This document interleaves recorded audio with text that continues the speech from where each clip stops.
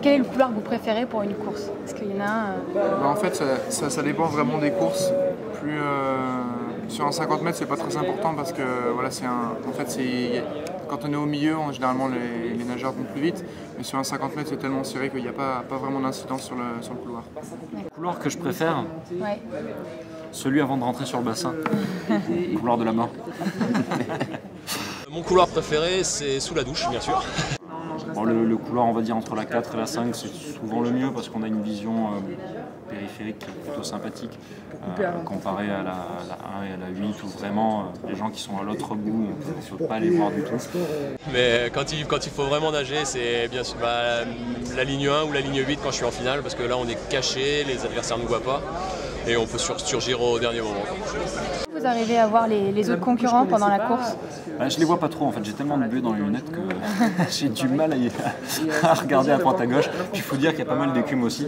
La brasse est une nage où on regarde devant, donc on arrive à les deviner sur le côté et si je les vois c'est plutôt mauvais signe, donc j'essaye de ne pas les voir. Encore une fois, ça dépend vraiment de la distance.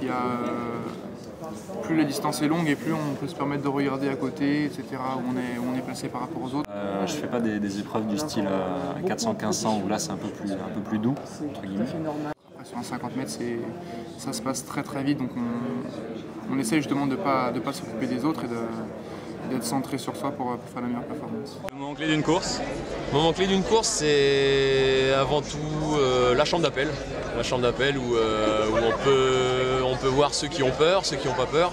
Quelles sont les étapes à ne pas manquer pendant la course? À ne pas manquer à peu près toutes les étapes. Tout ce qu'on a travaillé, je sais pas, il y a tellement de phases. En fait, dans un 50 mètres, ça dure 20 secondes, donc il faut vraiment rien louper.